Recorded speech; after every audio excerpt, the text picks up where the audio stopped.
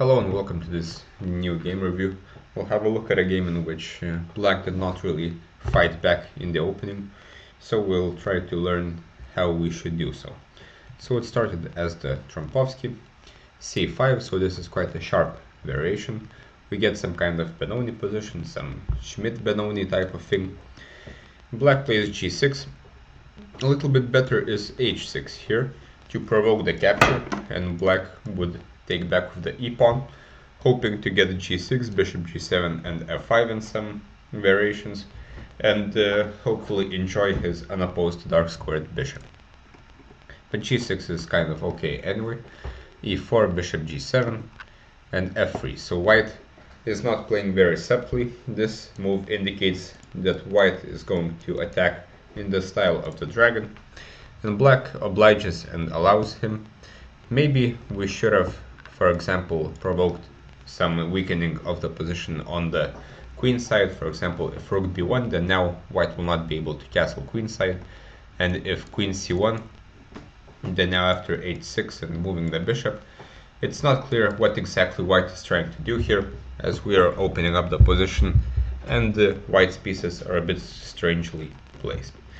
But okay, castling should objectively be fine, but after queen d2 and the subsequent bishop h6, h4, h5, we should be ready to do something about this. So black plays a6, which is fine for now. Bishop h6, b5, and if we get b5 in, we have to understand that now positionally black is a lot better because he has a lot of space on the queen side, which leaves white with only the plan of giving checkmate basically, and if he doesn't succeed, then he will not really get a lot from this opening. So after bishop g7, king g7, h4, these are very obvious moves by white. We should understand that if we don't get checkmated, we will be a lot better on the queen side, which gives us the prompt to stop checkmate at all costs. Of course, h5 kind of weakens the position, like the g5 square, and the typical reaction is g4, but this simply doesn't work, because white has no pieces developed. He is only attacking with the rook and the queen, so this cannot usually work out, as black has three defenders with the queen, the knight and the rook, not to mention this bishop as well, and this is simply a pawn advantage for black. If h5, we could maybe consider taking here, though this would allow the exchange sacrifice with queen g5 and the subsequent long-term attack, so probably we shouldn't do this. But even knight bd7, for example, it's not clear how exactly white is going to checkmate here. For example, if here, then rook h8, and again white is only attacking with one piece at the moment basically, since the rooks will be exchanged, and it's not clear why black should be any worse. In fact, he is even a lot better after, for example, b4. The queen may invade with h4 or h2, the knight is going to e5. Black is a lot better.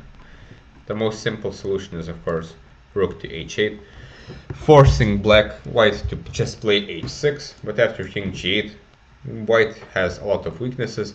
It's not clear how exactly he is going to attack black, and after all, black is a pawn up and he has a lot of space on the queen side. Unfortunately, black played b4, which is for now not too bad. Knight c2, e2, but now we really have to play h5. Again, if g4, we can just take it.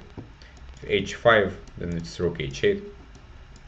But now with the knight closer to the king side, white does have some chances. But now after knight bd7, white can just attack as he usually does with h5. If black takes, then g4, knight h to f6, queen h6, king, for example, g8. But this is very typical. Now g5, and black will be lost after a lot of moves, but the most simple is, for example, like this, going to h5 with the knight and giving checkmate on g7. There are other ways to attack here for white as well, but this is the most straightforward. Instead, black plays knight b6, but here already black is in some trouble, and he should get some new defenders, as at the moment only the knight is able to defend. For example, after knight e5, it's not clear how exactly white is going to checkmate. He can take to open the h file, but importantly we will take with the f-pawn to give ourselves some squares, and also very important idea is knight f7.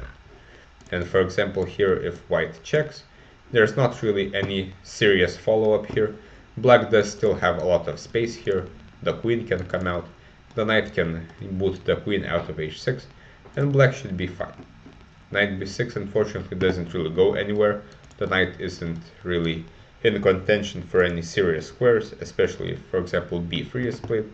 But this isn't even important for white, you can just take and go attack.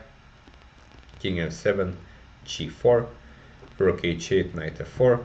And here black could kind of survive into some endgame with queen f8.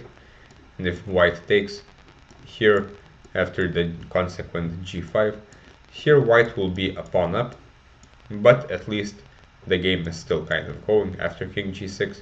White is still undeveloped, black has some targets, the knight can also do something, and the position should be only a bit better for white.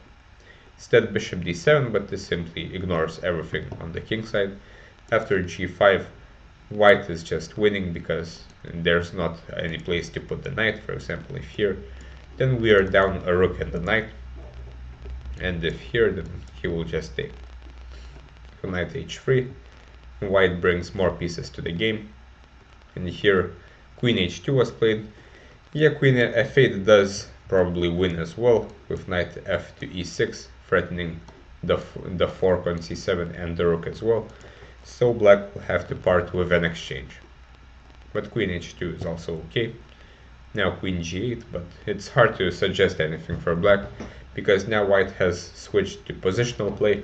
Now he has this e6 square.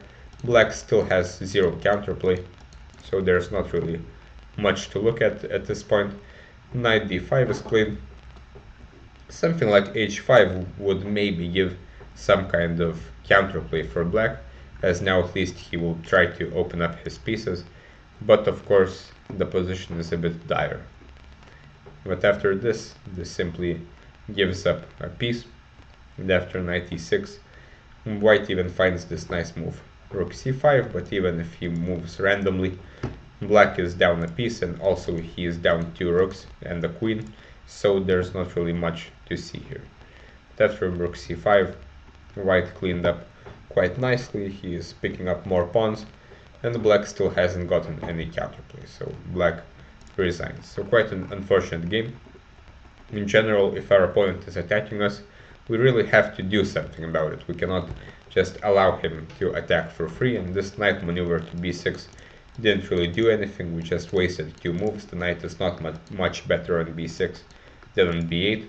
Meanwhile, white has this very typical barbaric plan, which should have been probably stopped by simple means with h5. And in this position, it's not clear how exactly white is supposed to attack. He can, for example, put his knight on g5, we can even stop this. Other than that, it's not clear what white's attacking plan is.